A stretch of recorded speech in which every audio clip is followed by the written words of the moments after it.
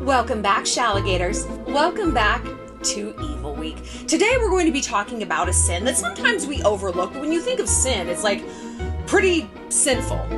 Gluttony. And don't you just picture this Hieronymus Boschian, like, round thing, just like, just like snarfing down food and alcohol and like squishing grapes between their like demonic little fists. I do. And you know what? That sounds really fun. So I actually always love to do my Evil Week gluttony video, but it's kind of hard to come up with topics. So I thought, you know what can we do this year? And I thought about gluttony, because what is gluttony? It's excess.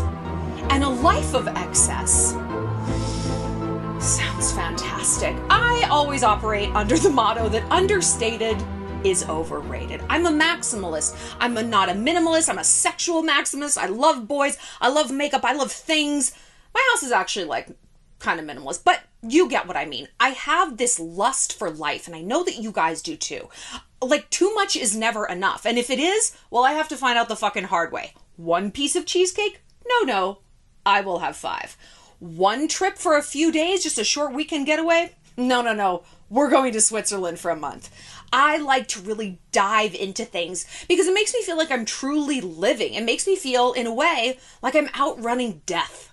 My arteries might have something different to say, but I digress. So today, for our Evil Week video on gluttony, we are going to talk about how to kind of maximize what you're doing in terms of luxury. How to live a life of excess on someone else's dime.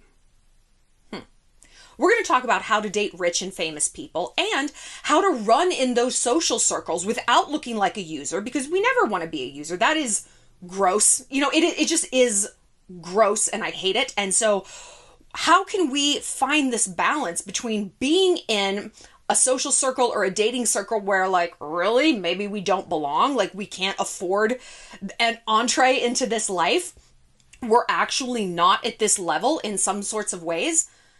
So how can we inhabit that world without being a user, but also feeling like we belong? It's a delicate balance, and one that truly I have spent my whole life striking that balance. So we're going to get into it. But before we do, I encourage you to check out the rest of Evil Week. You can binge the entire playlist here. Also, if you want to connect with me one-on-one, if you need a little bit more help with your own dastardly motives behind the scenes, feel free to head to my website, shallonlester.com, and click submit a question. You can get an Instagram review. You can just ask me a question about whatever you want. And you can also opt to get help from me in just 24 hours. There's a super speedy option, which is really fun. Also, if you want a little video shout out, maybe a pep talk for a friend, get a question answered that way, you can head over to Cameo. I'm Shallon XO. Also, be sure to follow me on Instagram and TikTok at Shallon XO, where I'm doing daily little rants about celebrity news, little funny shorts. I'm also doing them here on YouTube. Totally different content on every platform, so be sure to follow me on all of them. Okay. Evil, right? Now, like I said, we don't want to be users. Users, con men, you know, the unctuous, obsequious, fawning, remora, disgusting rhino bird people. It's not attractive. And if people get the sense that you are a user, you're dead in the water. I mean, you're dead in the water. Because rich people especially are attuned to this. This is what they spend their whole life trying to avoid.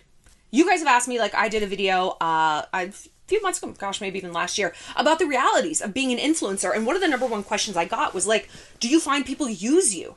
And yes, I definitely do. Like, I find people use me for clout. And I date younger guys, as we know. And that is the big problem with younger guys. They're like, why don't you shout me out? Why don't you repost me? I was like, why don't you eat a bag of fucking dicks? Like, no. And once someone reveals themselves to be like that, I am done with them. There is nothing more repulsive than that, because it always strikes me as like, man, you just came right out and said it. Like you didn't even give me like the soft sell. Like, a con man operates, what is con short for? Confidence. It's a confidence game. They bring you into their trust. They create this friendship. We're going to maybe do a video on con men, because someone is going to need to learn something about me the hard way.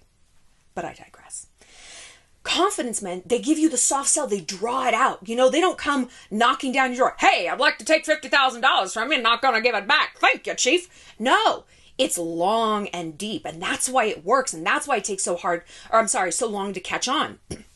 So when people are so clumsy with their machinations to use me for clout, trips, money, sex, whatever. I mean, look, you don't have to be an influencer or a celebrity or even rich to be used. We know this, ladies. We get used all the time for our bodies, and I believe for our empathy and for our psychological willingness to dig in. It's like, well, he just is acting like this because his dad, baby. It's like, oh, fuck, brother. Are you a free therapist? Are you a rehab for broken men? I'm not. And to become an influencer and do this job helped me kind of shift out of that user mode. Like, it made me so much more aware of users, not just for clout or money or whatever, but across the board. And so I really thank you, career. Like, thanks, YouTube, for doing this. Like, it really helped me see the forest for the trees. I say this because we've talked about strategy. We talked about how to destroy an enemy. We're going to be talking about how to outlast an enemy in confrontation. And what you have to do before you do any of these things, before you go forth and fall like a thunderbolt, as Sun Tzu says, you have to look out for your own pitfalls and your own weaknesses. Otherwise, all the planning in the world, you're fucking sunk. You look at a battle, you look at a war, the smartest armies don't just focus on what they have. We got artillery, we got a navy. They focus on what they don't. They're like, we are bad on land. Bad. We have a terrible infantry. They're all wearing their shoes on the wrong feet. Idiots, the lot of them. So we got to draw people out to the ocean. But you don't know that if you're like, nah, I'm sure the land is fine. It's fine. It's fine. You want to fight about it? It's fine. No.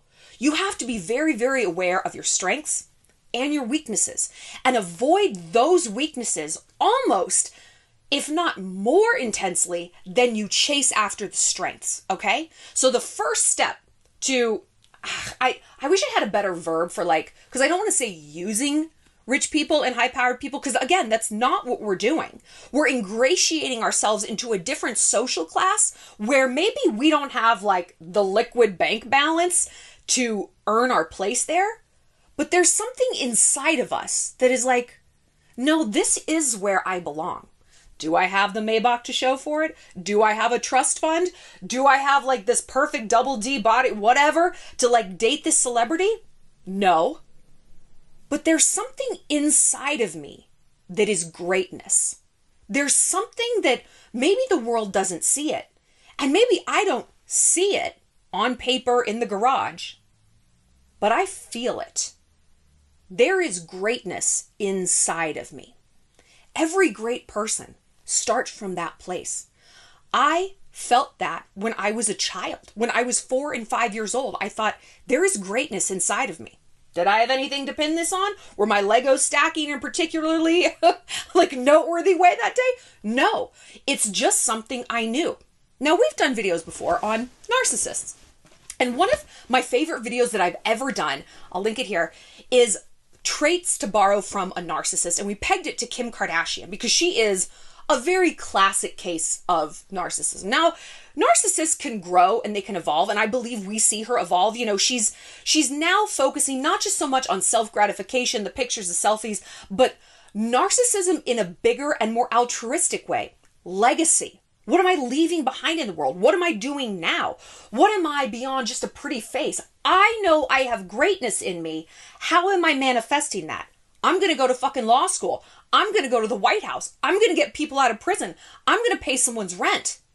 So narcissism can actually be an incredibly beneficial thing, not only for the self, but for society. So definitely go back and watch that, because I really encourage you guys in that video to imbue yourself with some narcissism. First of all, narcissists just believe they're supposed to be special, right? We're just like, do you ever see Bridesmaids? Such an incredible movie. But when Annie, Kristen Wiig, is driving the car with Helen, you know, kind of her rival, and Helen's crying, and Annie's like, you're not cute when you cry. She said something like that. She's like, you're ugly when you cry, and I like it. And Helen's like, no, I'm not. I don't look bad. No, I don't. She's like, no, I don't. I love it because that's such a classic narcissist thing to say. It's like, there's something wrong with me? No, there's not. No, there's not, right? Like, you can tell them, like, you're a bad person, you're selfish, and they're like, I don't think so. They just have this buoyancy. Do you know how I know that? I am a narcissist. I've said before, my therapist, the one, and we talked about this in a video recently, the one who said I was too old to call off my wedding because I needed to start having kids. And I'm like, I don't fucking want kids. And she's like, you don't have a choice. You're old and you're a woman. Bananas. She described me as a narcissist with a lowercase n. That's like my sort of tagline. And I don't disagree with her. And I hope that I'm just narcissistic enough to take those positive traits, the buoyancy, just the grit, where it's like you get knocked down and you keep getting back up because it's like, I'm supposed to succeed. I'm special. Why? I don't know. I just am. Why? What do you mean, why? I'll think of a reason later. I'm supposed to be here. And that really has carried me through a lot of very difficult times, is just this rational or irrational belief that, like, I am supposed to be here. Wherever this here is, whether it's at a chalet in St. Moritz with my very fancy tech friends, whether it's a red carpet, being photographed, not doing the interviewing, whether it's being an internet famous person, I'm just supposed to be here. You disagree? That's crazy. Huh. Okay. That's wild. You think that, whatever. I say this because I want you guys to get a little of that going on. Because before we can enact any change in our life, before we can change the kind of people we date, the kind of people we socialize with, we have to feel it. I get a lot of questions from you guys about imposter syndrome. I had to Google it. I don't get it. Because I'm a narcissist. And like, this is why I want you guys to like meet me down here in my narcissism gutter. Because it's like, oh, I'm not supposed to be, I shouldn't have this success. I shouldn't have this corner office. What am I doing here? And I'm just like, uh-huh. Do you think that? Like, you think you don't deserve something? Why? That's crazy. Why do you tell yourself that? Because you think someone else deserves it? I definitely don't think that. I've never looked around and be like, they should have this accolade instead. I've literally never thought that in my entire life. It's me first. I deserve this. You might also deserve it, but you don't deserve it more than me. Sorry. Like, we can be in our own lane and I'm proud of you, but no, I'm actually not stepping down for you. No. No. Okay. So, we have to feel this organically. So, when you are thinking about embarking into like a new social circle, whatever, I want you to zip yourself into the suit of a narcissist. Pick one. Maybe it's Kim Kardashian, right? I always zip myself into the suit of Kourtney Kardashian. She is very rarely embarrassed, right? Anyone comes against her, tells her when Kim, remember when they were in Japan and Kim's like, you're literally dressed like a clown, and Kourtney's like, I like how I look. Like, if anyone else, if you heard that from your sister, it's like, you look horrible. You'd be like, okay. Not Kourtney. She's like, that sounds like a you problem. It's not a me problem. Maybe zip yourself into me. What would Shallon do in this situation? She'd be like, imposter syndrome. I don't fucking think so, right? So I want you to come up with a sort of a narcissism idol. And narcissism is like just the term we're giving to this. Whatever word you want to equate to anti-imposter syndrome. Because again, there's one thing a successful, rich, high-flying, jet-set person can smell, and that's weakness. That's weakness.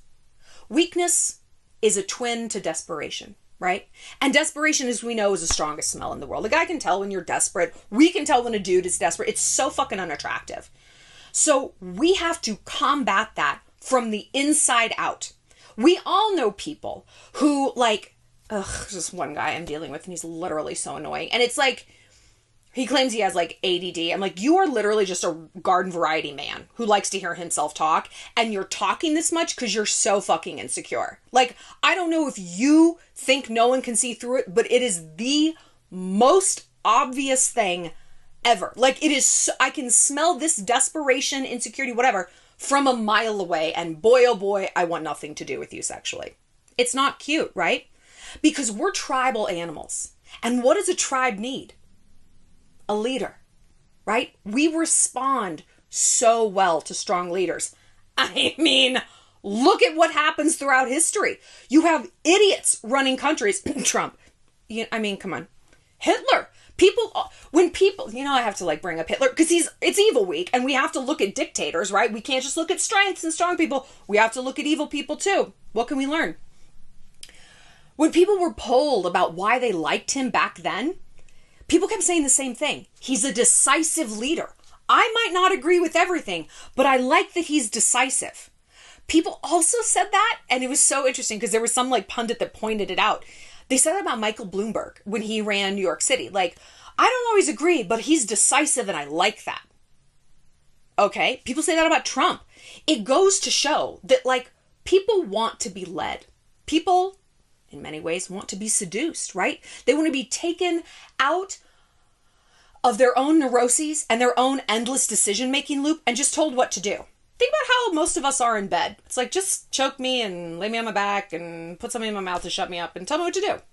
That's how I like it, right? Because I'm making decisions all day long. When the lights go out, it's like, I don't want to decide anything. Thank you. Right? Again, we have to imbue ourselves with this confidence so that we can look out for the possible pitfalls of this strategy. Forewarned is forearmed. Because once you inhabit the mindset of, I belong here, the rest, oh my God, it's so easy. It really is. So I grew up in Irvine, California. Irvine/Newport Beach. Very, very affluent place. My friends had multiple homes. They all had like Mercedes, Range Rovers. Like they did. Not their parents. They did at 16. F-350s. Like planes, boats. It was just how people in my town rolled. My family was not doing badly. I talked about my family in like a recent video. It was like, we had money, but it wasn't liquid. Like we have a lot of real estate holdings. And so day to day, like my mom was clipping coupons. She was a single mom and she was like very, very frugal with money. But like we were doing like things were good. Like things were good. But it was always sort of imbued into me, like, we are not in the same financial position as these people you go to high school with. Like, that was never, ever lost on me. Like, never. But I was always confronted sort of with this tension of, like, do I belong in this circle or do I not? Like, I'm the child of a single mom. And on paper, and this was, like, back in the day when, like, especially in my town, no one was a single mom. No one. Everyone had two parents. Who gave a fuck that both those parents are alcoholics? My mom loved me. We had a stable, wonderful household. Didn't matter. It was about optics, right? And optically, I was supposed to fail. Single mom, dad's not around. Oh, it's a big mystery. She's going to end up pregnant at 15. She's going to drop out. She's going to work at the mall. So I was a virgin till I was 21. So I was 4.0. So I was fucking prom queen, student council president. I worked overtime to buck the trend of what people thought about me. And as I was doing that, it entrenched me not into this like street urchin, pathetic single grandma. Not that side of the street became more and more foreign and repellent to me. And ingratiating myself with the successful people, we'll just call them the Kennedys, like, because they were Kennedy-like people. They were politicians in town. They invented things. One girl, her dad invented LASIK surgery. So, okay. They worked for Boeing. Like, it was crazy. The more I moved away from this side, the closer I moved to this side, where I thought, these are my people. Maybe I don't know why yet. Maybe I don't have the bank account. Maybe I don't have the benzo to prove it. But I have it in here. It has started in here. And God damn it, I will work my whole life to feel like I belong in that circle. Now you might be saying, Shallon, that's pathetic. Perhaps, Shallon, you are demonstrating your own sort of kill the cheerleader thing, where everything you're doing is like revenge for middle school. You're goddamn right it is. I have never made that a secret. Why do you think I wear that necklace that says revenge? That's what it's about. It's not about a guy. It's about revenge for the low expectations society had for me. No. I was never going to do that. I'm a rebel and I'm a contrarian, and I don't like being put in a corner, even though I'm literally sitting in a corner right now. You get what I'm saying. I was going to buck that trend. And not only was I going to be approved by that circle, I was going to be in that circle, and I was going to be the leader of that circle. Maybe not today, maybe not tomorrow, junior year, but I was going to be a somebody. And I want this to be your mentality too. If we go into something with a scarcity mentality, I don't belong, we're sunk. But look, now we've covered the mindset portion of this video, right? Now we're going to move on to logistics. How do you ingratiate yourself with a high-flying group, like a jet-set clique? Okay. The number one mistake people make is they're short-sighted when they're trying to ingratiate themselves with very rich people. They think, what can this person give me? What can I use it for? Oh, they've got a lake, they've got a jet, they've got a this, they've got invites. You're going about this all wrong. You need to ask yourself, what can I give to them? What? No, but Shallon, it's evil week. We're trying to use people. No, we're not trying to use them. We're trying to become one of them without that fucking trust fund, without being a venture capitalist, without being a billionaire with a compound in Mexico.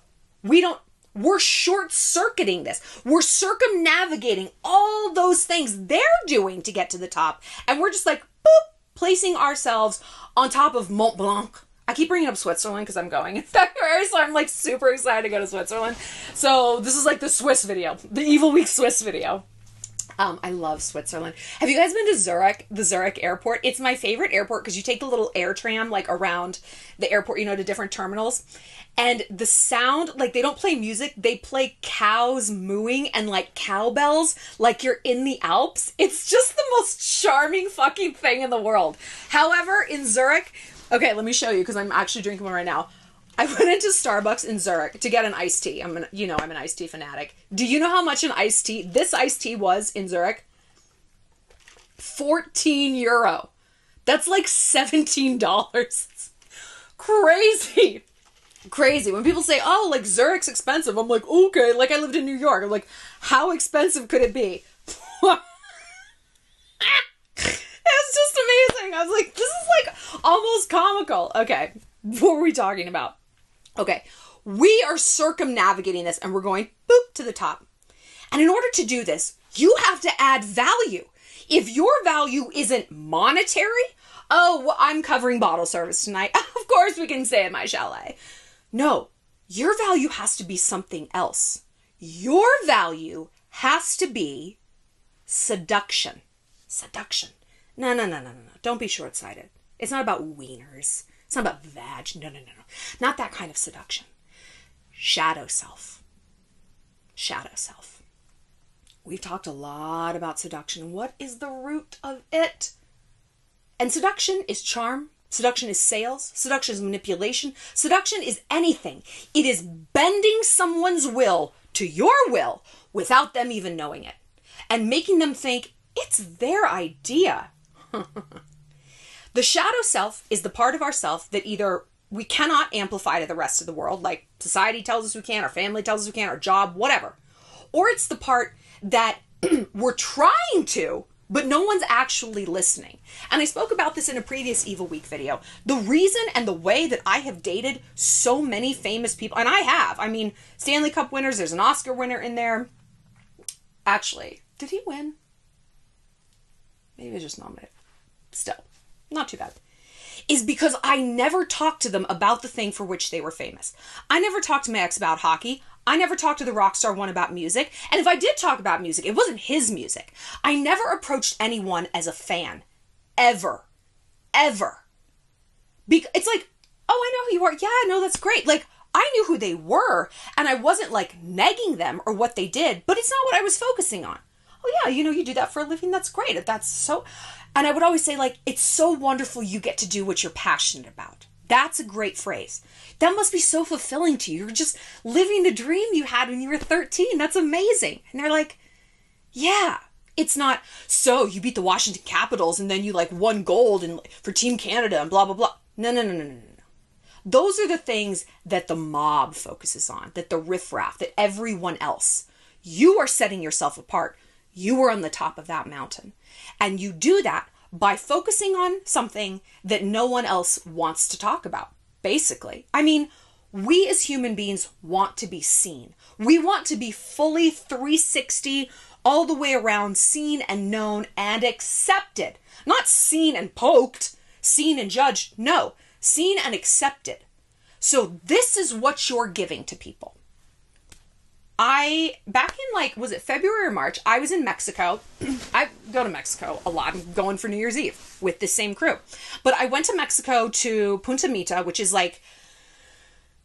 it's like this incredibly rich people enclave, basically. It's sort of like its own little city on the West Coast. Like, not its own little city. It's like a neighborhood city within a city in Mexico. I mean, you can't just go there. You have to know someone who lives there. The Kardashians have a house there. Tom Cruise has a house there. Like, it's very, very affluent. And I went with one of my friends, hi Wendy, and she's a venture capitalist. She's like basically a tech genius, a tech millionaire. And we were the guests of another guest. And the people who owned this compound we were at were billionaires. He was a 30-year-old billionaire, he still is. And I was by far the least successful person there. I mean, there were tech giants, dynastically wealthy people who owned department stores since the 1800s in Chicago, very, very high-powered people. They would sit around and tease each other about who had the worst plane. I mean, amazing. They were flying in their private chefs from Panama to cook us dinner for the night. We had our own private surf instructor who was a gold medalist. Right? So I went through, I guess you could say this was my imposter syndrome, that I'm like, what am I doing here? Why would anyone want to talk to me? I'm not a person. I'm a potato on the internet. I was going through it for a few days there. And I realized that if I was going to try to connect with these people and feel welcome and feel ingratiated into this group, it wasn't going to be the dick measuring contest about planes. I was going to lose. I was going to lose every single dick measuring contest you could possibly imagine, because I had the smallest dick in the room. I mean, these are big dick swinging people, very successful people. So I thought, okay, I'm not going to try to compete like that. I'm going to lose. And if I try, I'm going to look so insecure, just bombastic and full of baloney, right?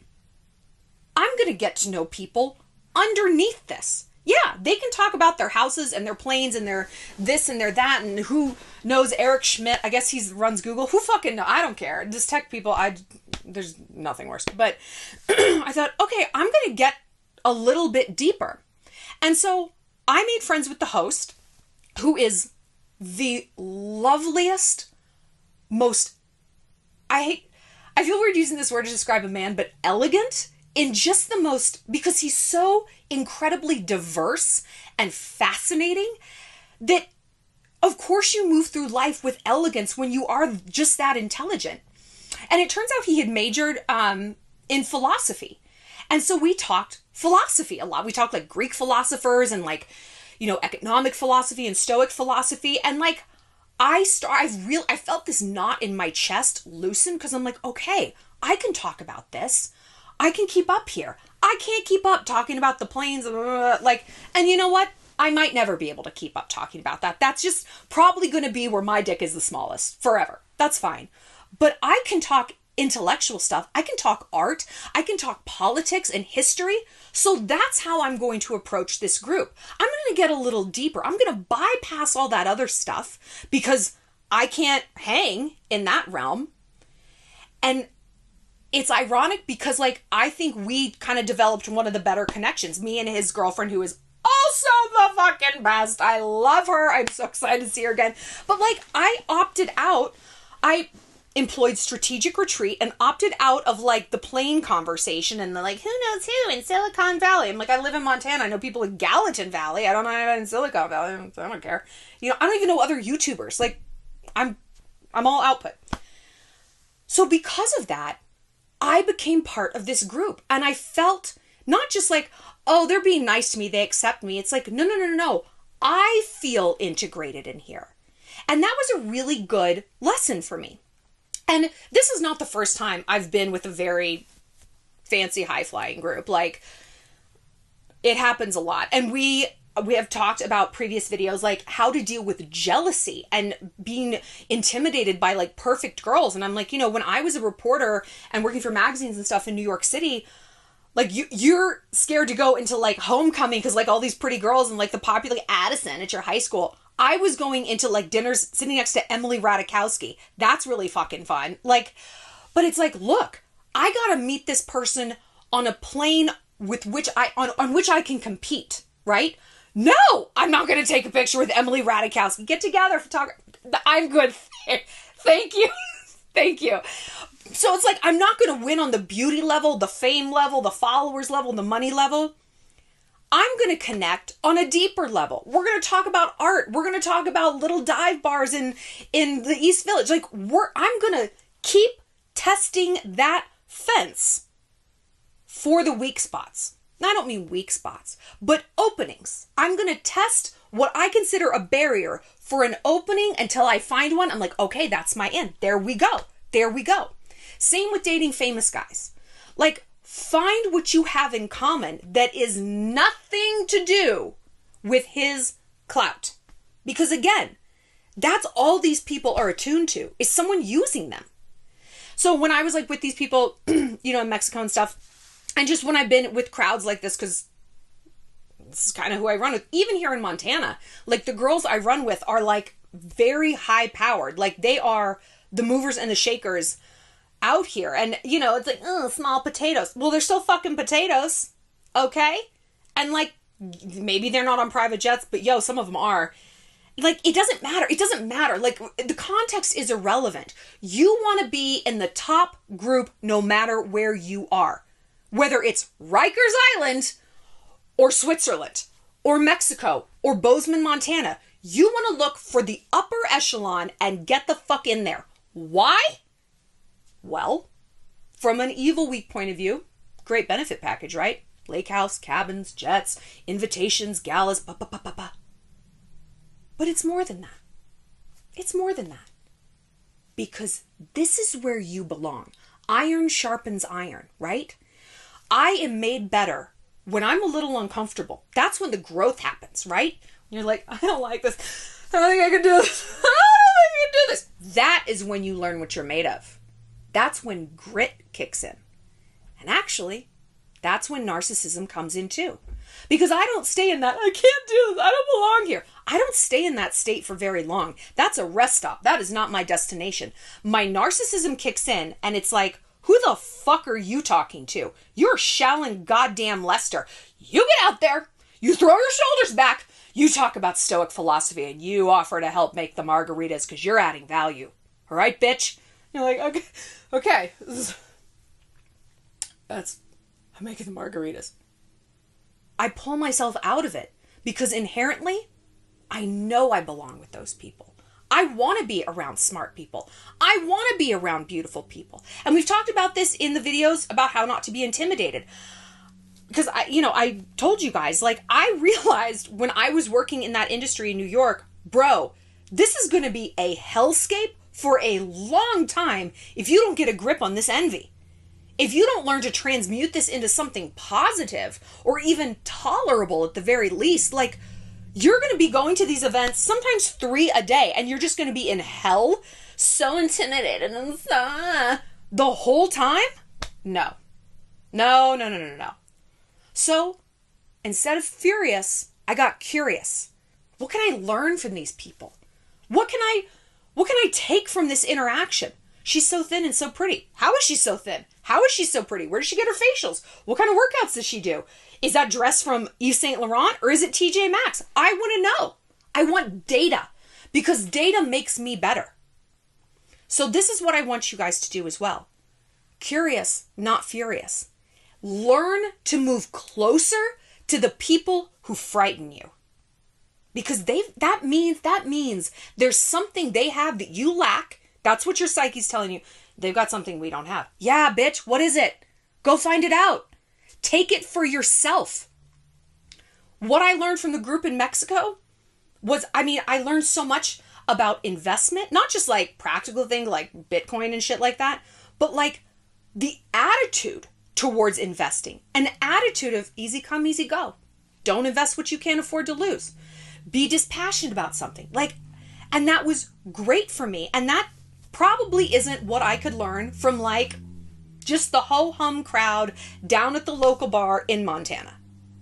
Was it a bit of a painful education because I did feel really intimidated and out of place? Yeah. But that's okay. That's why it's called growing pains, right? Here's another practical tip. Gratitude.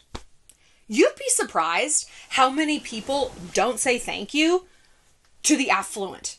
And you can tell this. I can tell this from my like small potato standpoint.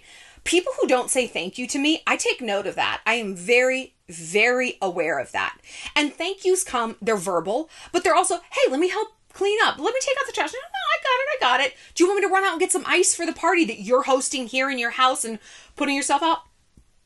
Gratitude is not just a phrase, it's demonstration, right? It's actions. We all know that. I mean, we know this.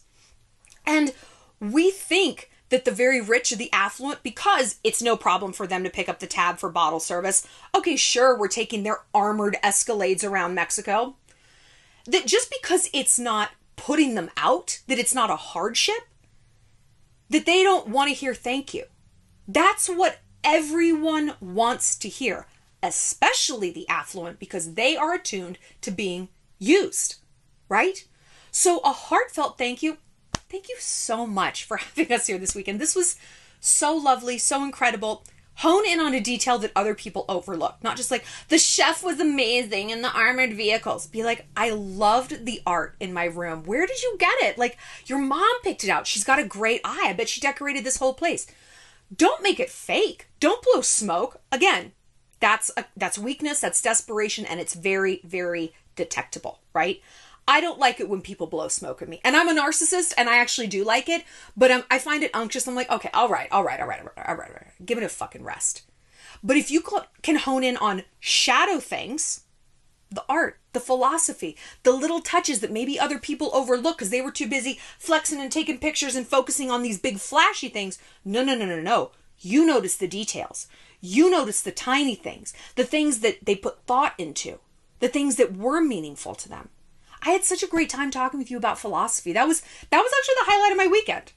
And it was. Make these things authentic. Because again, if they're not authentic, what are you doing there? I mean, what are you doing? You basically are using people.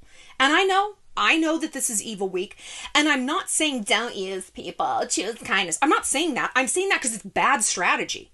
People can tell when they're getting used, and you're going to get that reputation, and you will not be invited. You will not get these invitations. You will get a taste of this high life, of this wonderful group, and then they will cast your ass out. So you have to be a bit more strategic, if for no other reason, your own evil machinations. I will tell you one more thing to piggyback off of this. We want to appreciate someone's efforts, appreciate their wealth, the luxury, the armored vehicles, the private chef. But you have to temper how impressed you are. Not like, oh my God, there's a chef. Oh my God. Can we get a picture? It's tacky. I was listening to some podcast about like some crooked psychiatrist or whatever, and he would take, like, in his house, there were like this whole wall of pictures of him with like all these celebrities, like Z-list to A-list, and he would like insist on taking pictures with all these celebrities, and I just like, I felt this like shudder of revulsion go through me. I've interviewed Oprah, like I've interviewed, you name him, I probably interviewed him, and I have taken one picture with a celebrity in my entire life, and it was Gladys Knight. It was Gladys Knight. I'm obsessed with her. Like, I regret nothing. We were at the US Open. I wasn't interviewing her. We were sitting next to each other. We were in the suite at the US Open. And like, I was like, I do this for a living. I've never asked for a picture. I was like, I would die for a picture with you. And she was so sweet. And this was wonderful. But my point is, like, when you act like a fan, oh my God, I'm just fangirling. It's a chef. You automatically put yourself at a lower tier. Automatically. You come at someone like a fan, You're never going to be an equal. I mean, he might fuck you, right? Drake might fuck you. He's not going to date you. You have positioned yourself in a lower class. I never approach anyone as a fan, whether they're a celebrity or not. Like, again, this is the narcissism kicking in. It's like, I don't think you're better than me. You might be richer and you might be famous and everyone on earth would agree that you're better than me. I simply just don't believe that. You're great, but like, I'm great too. I'm great too. So it's natural for me to approach you as an equal, and therefore we are now on equal footing. Like the celebrities and people that I've dated and made out with, I know some people are mad about the Harry thing. It's because like I just felt like I belonged there. And it was never because like I'm the most beautiful girl in the room or ugh. But I just had this attitude of course you like me. Look who you're talking to. It's Shallon fucking Lester. Narcissism, right? Actually gets you pretty far. Pretty darn far. So, try to borrow that. And you know what? You might have to fake it till you make it. I know. This is the thing with confidence. We really do just fake it till we make it. That's okay, because your mind wants that instead. Your mind doesn't like the state of cognitive dissonance. I'm talking to this guy, but I don't deserve to be talking to this guy, and he's completely out of my league.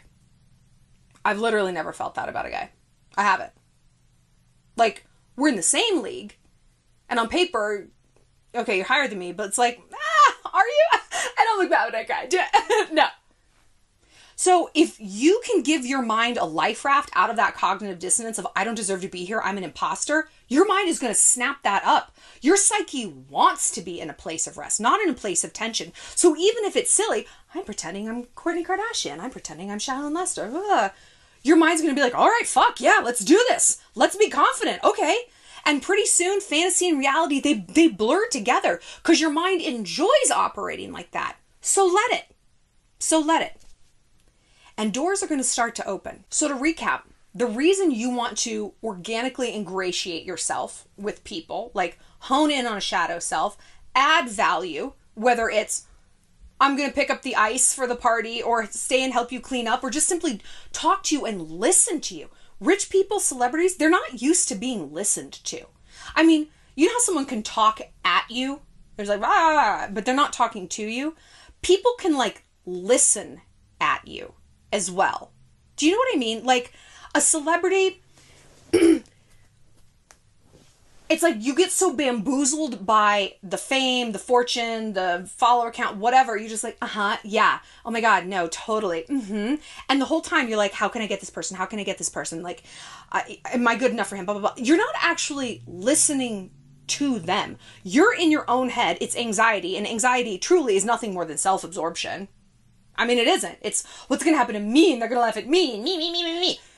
So a lot of times the rich and the famous, they might have a lot of people around them, but they're not being like heard. They're not being connected with, which is why they date in their own circles. You know, like they want to date someone who's on the level because then all that like fandom is out the window and they can connect on a real level. You can give them that without being another celebrity or a rich person. And they will reward you for that. Their gift is money. Their gift is lubricating the wheels of an experience, blunting the edges. Oh, we got the cars, we got the this, we got the catered. Don't even worry about it. And what you're giving back to them is something invaluable. It's hearing them and seeing them. That's the greatest gift we can give to anyone. And it is also the foundation of manipulation. Once you have that, once people feel emotionally seen by you, they become dependent on you, right? They're happy to pick up the tab. They're happy to charter the jet. They're happy to rent all the skis and samarats, whatever. Because you're giving them something that money cannot buy. You're giving them validation.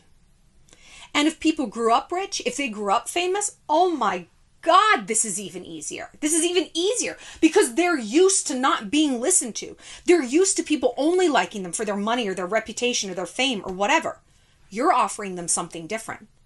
You're thankful. Oh my gosh, thank you for picking up the tab. You're so sweet. Thank you. I promise I won't order 3 Diet Cokes next time. I know, it was an extra $8, right? You are acknowledging what they're doing, but that's not why you're there. That's not why you're there. No. But you do need to acknowledge it. I deal with a lot of people who just expect me to pick up the tab. They don't really say thank you. They order whatever they want. And it's like, I'm paying attention. I'll do it. That's fine. $120 for a brunch where I didn't even drink. Okay. Because you're throwing back doubles. Okay. I'm paying for it, but it's like, I'm also paying attention. I'm paying attention. And I don't fully trust you. And once trust is gone, you're kind of dead in the water. I mean, you really do just have to move on, right? So you're unimpressed by the wealth. You're appreciative and you acknowledge it, but you're not impressed. It's not why you're there. You're not asking for things. You would never ask. Never. I will sleep in a park before I ask someone to buy me something, to pay for something, to give me money. Nope. Never gonna fucking happen. You can drop hints. You know what I just think is like the most romantic thing when like a guy gives a girl, it's just like, I always say like something to wear, whether it's like jewelry or a Chanel bag. Notice I didn't say a fucking hoodie or a pair of socks. Nope. You plant those seeds, you let someone come to you, you keep validating their shadow self, it becomes very easy. It becomes very easy, right? Because seduction, again, is making people think something's their idea. Oh. And all the while, you're giving back to them. This is now a symbiotic relationship. It's not a take. No, it's not parasitic. It's we're giving something to each other. So, try this. Start from the inside. Decide you are worthy of these upper echelons. Decide what value you are going to add and make it real. If it's like, I'm gonna pay for all the drinks when we go out. Don't do that if you can't afford to. Like, don't do that. What are you going to add? You know what? I'm going to ask every person at this party, how was your day? Now tell me. Like, really get to know someone. I'm going to be fun. I'm going to be funny. That's my value. Part of my value, like when I travel with other people who are like very rich, is complete obedience. I have no opinion on what we do, where we go to eat, what time we get up. I'm along for the ride. I bring merriment, jolliness, and a pleasant, light attitude. This sounds great. This restaurant's perfect. I love hikes. I fucking hate hikes. But you know what? I bring an attitude of just positivity. That can go a long way with people, especially if you're dealing with a ton of rich people who are like, bitchin', this is not the kind of coffee I ordered. I ordered Siberian, not Beluga. There is a difference, I will tell you that. But if you can counteract that and you're bringing something positive, intangible, don't think of it as valueless. Think of it as priceless. Priceless. Look around the group. Diagnose what is missing. Is it positivity? Is it lightness? Is it funny jokes? Is it deep conversation? Is it empathy, caring? Tell me about your grandmother. How is she doing? What is it? Remember, what is war? Strategy. What is strategy? Reconnaissance. Looking, observing, plotting data points, figuring out weaknesses, aka openings, for the benefit of everyone, and then you make your move. We can get very short-sighted when we want something, and we can get impatient. We've talked about this impatience thing actually in almost every Eva Week video so far, but I keep coming back to it because it truly is like the foundation of all success. It's patience. Whether you're talking about grit and getting knocked down by life and getting fired and getting back up and getting back out there, that's patience. But also being strategic in your aims, whether it's destroying an enemy or getting into a higher social echelon. It is patience. We don't want to be reactive because then we can get desperate, braggadocious, buffoonish, douchey. No. We want to be proactive. I am moving with strategy. I am moving with intention. I am not wasting opportunities, time, emotion, none of it. And then, like I said, it becomes kind of second nature, as confidence does. And then before you know it, the jet set is simply where you belong. No one belongs here more than you. And the mantra I want you to repeat, I am enough. I've been listening to some podcasts on the Kennedys. And Carolyn Bessette, who married JFK Jr., was like, their marriage was difficult because she just never felt good enough. She was so intimidated by the Kennedy clan. And Ethel Kennedy, who was Bobby Kennedy's widow, Bobby Kennedy was JFK Sr.'s brother. They were both assassinated. It was horrible. But Ethel was kind of the de facto matriarch in the late 90s. And she said, you know, I went through the same thing when I married into this family. And I every single day, I looked myself in the mirror and I said, you are enough. You're enough. You wouldn't be here if you weren't. You're enough. Stop questioning it. Get the fuck on with it. And she didn't say fuck, but you know what I mean. And I'm like, that's exactly the motto. You're enough. You're enough. When you believe that, everyone else believes it. No one believes hype until we believe it ourselves. So get out there. Get strategic. I will meet you in Switzerland. We'll see you later, Shalligators. We'll be back next time with the next installment of Evil Week.